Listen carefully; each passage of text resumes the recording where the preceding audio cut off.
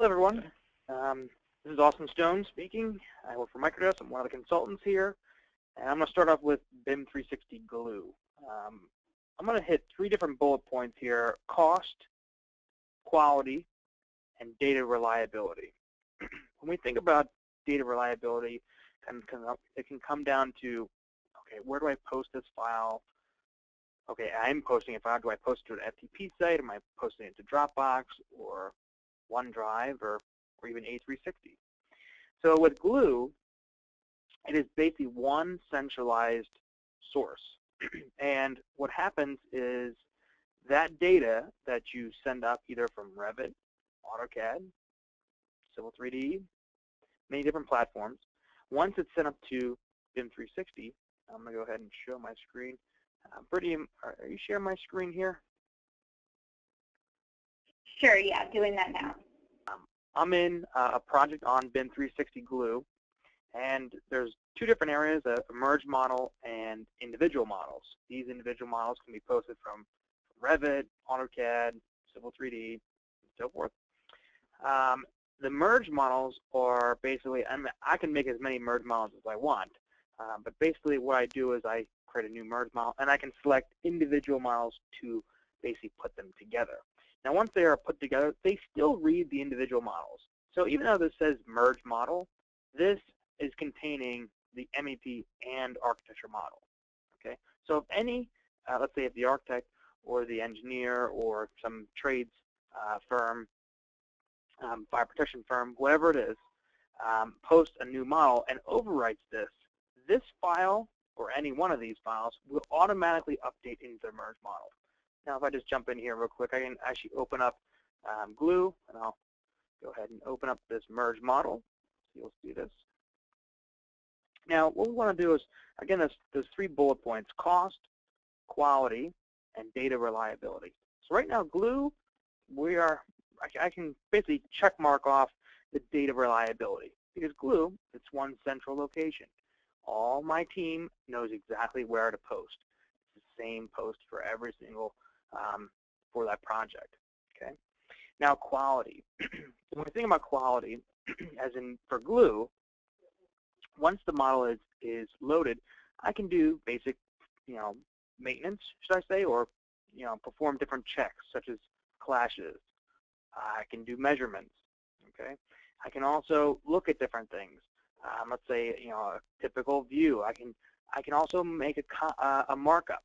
Okay. Now, Glue, always think about Glue or BIM 360 is cloud-based. So I can view this on an iPad or a desktop version. Right now I'm showing the desktop version just for the sake of time. So right now I'm in a file here. This is showing different content up along the left. It's a very, very simple user interface. Okay, so it's not going to be very confusing. Now I have my views in here. I have markups. I also have the activity for the actual project. And more importantly, I actually have clashes.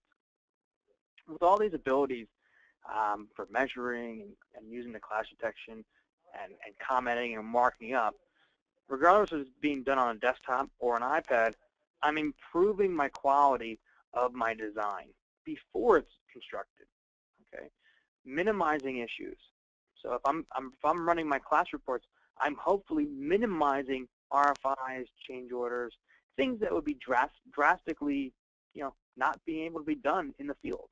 Okay, we have to go back to redesign. Okay, I'm minimizing those issues. Just like John was actually talking about, we talk about risk. We want to minimize as much risk as possible. Okay. Now, with Glue, I have all this data. Okay, I have all my firms, sending their models up to one location. Now, what happens is all this data that's sent here. So let's say if it's a VAV or air handling unit, I can send all these pieces of equipment. Let's say this one and this one. I can send it to another application. So if I have Field, okay, so what I'm going to do is I'm going to jump over to Field again in the cloud. So this is that same project that what I did is I sent that information, that BIM information, over to Field.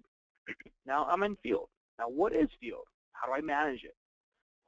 What is the use of Field? Okay. Think of Field as your project database. It's not necessarily your BIM model. It's basically, hey, I'm tracking issues, my average time to close issues. Okay, when an issue does come up, what is the root cause of that issue? Okay, on the left-hand side, you'll see a couple different tasks here. I have issues, I have tasks, I also have checklists, daily updates, equipment, okay, my library, my photos that have been taken out on site, and my reports. Within Field, I can set up daily reports.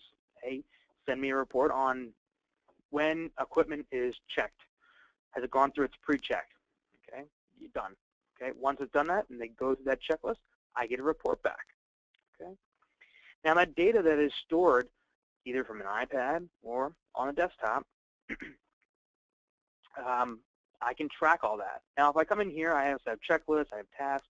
Now, if I come in here to equipment, now this is just an example I have here, but I have a whole bunch of equipment. Now, this is a test. This is loading. So it's going to load up all the equipment that I actually have sent from Glue over to Field. So now I'm leveraging that BIM model, okay? And I actually have, I have a couple system panels that I want to track. Has it been installed? When the install date was? Which system panels have been ordered? Okay. Now, once all this is populated, I'm able to utilize this from an iPad. I'm scanning it either by a barcode or I'm able to type that in. Okay. Again, this is a very, very simple user interface. And that's the idea. We don't want to, have this really, really clunky, very confusing interface. We just want to get into the product, make a change, or add something as a task, and get out. Same thing on the iPad. Now, again, like John and I were talking, John was talking about previously, is we are going to have many of these coming up in the future, okay, through the year. So again, I don't want to go into too many details with this, but if you are interested in the Field and the Glue aspect, keep a lookout for those webinars. We will be tailoring these webinars strictly toward that product. Okay. Now again, I'm on the project overview, and I can actually adjust this to whatever I need. Okay. If I want to see an issue tracker, this is actually showing. Okay, I have a total of 6 issues. Okay, 5 issues. Shows me how many have actually been completed. There's been 1 issue been completed. Okay, and I actually have 5 more. So again, this can always change. This is all customizable based on your firm, how you like to work as a company. Okay. Now I'm going to close that and just go back to Glue real quick. With utilizing Glue, all the data that is stored from Revit or my design platform is all accessible. So if I click on this, let's say this wall, I can actually view the properties based on that wall. Okay. Come on. Taking some time. All righty. So I can actually see the object here. Okay. Where that source file is from. Okay. The equipment. Okay. This is actually showing the actual status. Okay, this wall has been installed. This is just an example. I can actually go into the parent. Basically, I'm viewing all the information from quote-unquote Revit. Okay, in this example. Okay. All this data is all from either a BIM model from Revit, AutoCAD, Civil 3D.